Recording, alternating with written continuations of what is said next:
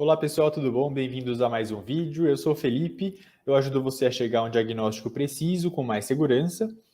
O vídeo de hoje vai ser um vídeo rápido. Eu resolvi fazer esse vídeo porque hoje cedo, uma colega minha que trabalha com clínica de pequenos animais me fez uma pergunta que já não é a primeira vez que eu escuto essa pergunta, tenho certeza que não vai ser a última.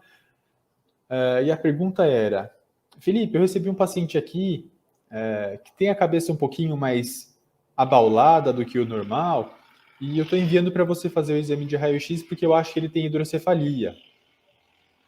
E, e aqui eu pergunto para vocês agora: vocês acham que a gente consegue fazer o diagnóstico radiográfico de hidrocefalia? Bom, a gente vai falar então um pouquinho sobre isso. Hidrocefalia é o termo que a gente usa para denominar aquele paciente que tem alterações neurológicas, porque ele tem uma alteração que ele nasceu com. E essa alteração é uma alteração encefálica. Bom, o encéfalo, que está localizado na calota craniana, dentro dele, no meio, na região do meio do encéfalo, a gente tem como se fossem cavidades, né, que são os ventrículos encefálicos. E ali a gente tem algumas células que são as responsáveis pela produção do líquido cefalorraquidiano, que vai correr ali pela região central do encéfalo até a região medular, por toda a medula. Quando esses ventrículos, que devem ter um tamanho X, têm um tamanho maior do que deveriam, a gente tem o que a gente chama de ventrículo-megalia. Então, é o aumento ventricular. Então, a gente tem um problema por conta disso, porque a calota craniana é um espaço muito restrito, é um espaço que tem que comportar apenas o encéfalo com volume determinado. Qualquer coisa que cause um aumento do encéfalo, seja edema, seja hemorragia por um processo traumático, ou seja, aumento dos ventrículos por um processo congênito, quando a gente tem esse tipo de situação, o paciente vai ter alterações neurológicas. E aí, então, quando a gente tem um paciente com alteração ventricular e associada a essa alteração ventricular, a gente tem alterações neurológicas, a gente chama esse quadro de hidrocefalia. Então, hidrocefalia é o termo diagnóstico clínico de um paciente que tem ventrículomegalia. E ventrículomegalia, no caso aqui, é importante a gente não confundir, porque não tem nada a ver com ventrículo cardíaco. Né? A gente está falando do ventrículo encefálico. Pois bem, então a gente tem essa situação. Essa doença, a ventriculomegalia, a hidrocefalia, é comum ou mais comum em pacientes caninos de pequeno porte. Os cães miniatura, maltês, chihuahua, pincher, eles têm com muito mais frequência do que cães grandes e com muito mais frequência ainda do que em gatos, que também podem ter hidrocefalia. E aí, então, a gente vai falar agora sobre o exame radiográfico. A gente já falou do exame radiográfico, que permite a gente distinguir estrutura óssea de estrutura mole. Então, estruturas ósseas que estão espalhadas por todo o corpo, a gente tem ossos no crânio, no tórax, na coluna vertebral, esqueleto apendicular. Então, a gente vai falar de crânio aqui. A gente consegue identificar a calota craniana no exame radiográfico. Mas será que a gente consegue identificar o encéfalo? A gente consegue distinguir o encéfalo? Consegue distinguir sulcos, giros, tálamo, tronco, bulbo, cerebelo pelo exame radiográfico? A gente não consegue. Né? Você já deve ter concluído isso até esse momento. E realmente a gente não consegue distinguir nada de encéfalo pelo exame radiográfico. Então, faz sentido a gente encaminhar um paciente com suspeita de hidrocefalia para fazer um exame radiográfico? Para tentar ilustrar um pouquinho isso, eu separei aqui algumas imagens para vocês darem uma olhada. Então, eu separei imagens laterolaterais de crânio de cães pequenos, né? Aqui, é um cão jovem, a gente consegue identificar que é um cão jovem, porque no caso ele tem alguns núcleos de ossificação ainda abertos em região de coluna vertebral, e os dentes dele são dentes compatíveis com a arcada dentária de um paciente jovem. Tem a polpa muito mais evidente do que um paciente mais velho. A gente tem ossos cranianos aqui na região de maxila, osso nasal, osso incisivo, palato duro, palato mole não dá para distinguir muito bem aqui, a mandíbula, os dentes superiores e inferiores. Cada dente tem um nome, tem os dentes incisivos, caninos, premolares e molares. Articulações temporomandibulares, a gente tem articulações verdadeiras no crânio, bulas timpânicas e, propriamente, a calota craniana. A gente consegue delimitar essa calota. Mas, se vocês repararem, o meio da calota é homogêneo. A gente tem uma imagem borrada de radiopacidade água que ocupa toda essa região que é ocupada pelo encéfalo. Mas a gente não consegue saber se esse encéfalo está normal ou se não está normal, se tem encéfalo ou não. A gente só consegue ver mesmo o que é osso e o que é tecido mole. Então, tudo aqui do encéfalo acaba adotando o mesmo tom de cinza, que é o tom de radiopacidade de tecidos moles ou radiopacidade de água. É interessante que vocês identifiquem essa estruturinha aqui em cima, que é uma área de descontinuidade, né, de calota craniana, que em filhotes, até de crianças, né, de bebês, a gente consegue palpar. Se você coloca a mão nessa região dorsal da calota craniana, às vezes até de pacientes adultos de pequeno porte, você consegue sentir uma descontinuidade óssea, é um buraquinho, né, na calota craniana. Então esse buraquinho corresponde à fontanela, a fontanela bregmática, que é o nome dessa fontanela, que o termo chulo é moleira, né? Então, é normal quando a gente tem pacientes de 1 mês de idade, que ainda tem as suturas cranianas, que são aquelas junções entre ossos cranianos, que ainda estão relativamente afastadas, a gente consegue identificar essa área da fontanela ainda não fechada. Mas o natural é que essa fontanela se feche. Por que ela não fecha em alguns pacientes?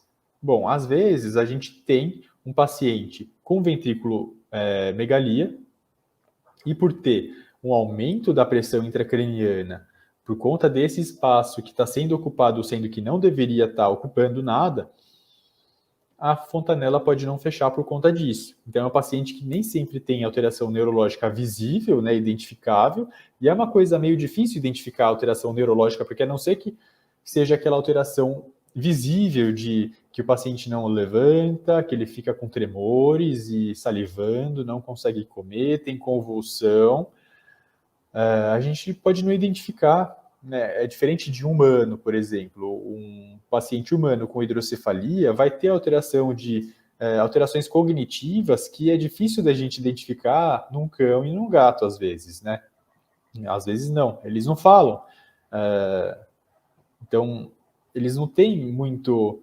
A gente não tem muito esse parâmetro de avaliação cognitiva dos cães e gatos. Por isso que a gente tem, às vezes, pug, bulldog, chihuahua, que tem hidrocefalia, que tem alterações neurológicas, mas são alterações tão pequenas que o proprietário nunca consegue identificar, a não ser que ele passe por um teste neurológico, por um exame neurológico com um neurologista, às vezes essa alteração nunca vai ser identificada.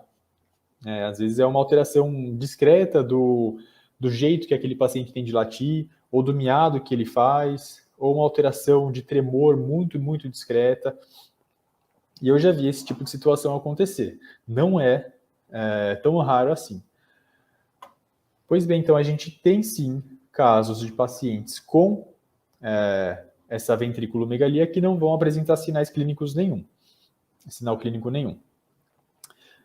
Uma outra imagem que a gente tem é esse aqui.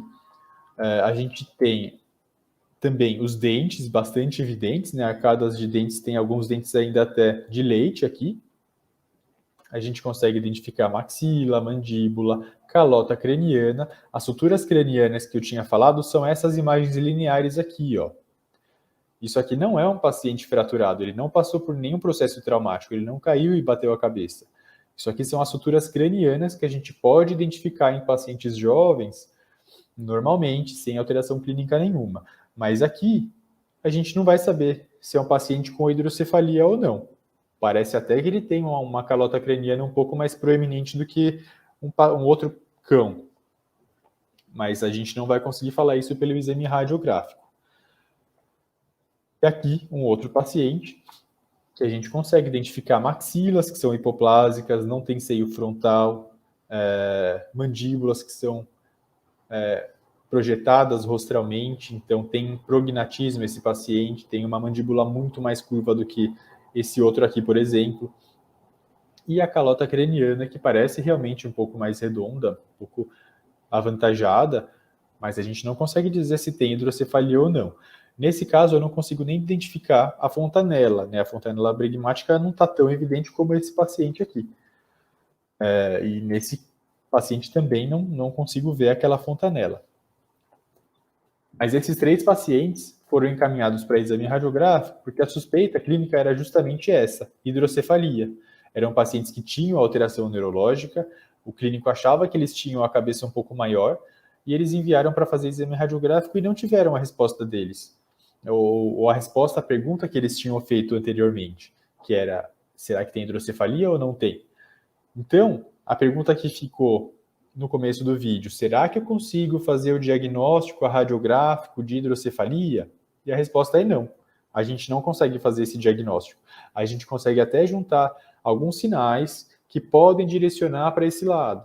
Então, sinais como fontanela ainda não fechada, um paciente de 8 meses de idade, chihuahua, cabeçudo, com fontanela aberta, é um paciente que tem possibilidade de ter hidrocefalia, que tem possibilidade de ter os ventrículos dilatados? Tem, mas o exame radiográfico não vai te dizer isso.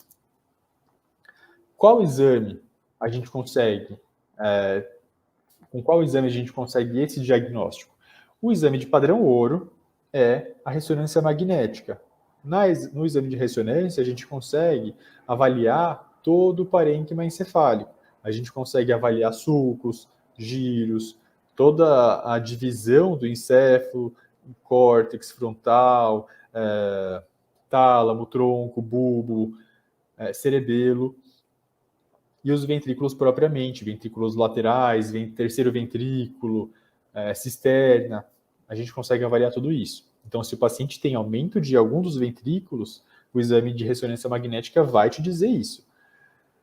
Hoje em dia a gente já tem, em grandes cidades, aparelhos de ressonância de altíssima qualidade, que são aqueles que a gente chama de ressonância de alto campo magnético, que tem um magneto mais potente, que consegue oferecer uma imagem de melhor qualidade, e isso é muito mais importante quanto menor o paciente que a gente está lidando. Se for um chihuahua minúsculo, filhote, não adianta você fazer exame, às vezes, num aparelho antigo que não tem um imã tão bom. Que são aqueles aparelhos de baixo campo, porque a imagem vai ficar completamente borrada, granulada, e o diagnóstico você, às vezes, não consegue nem fazer.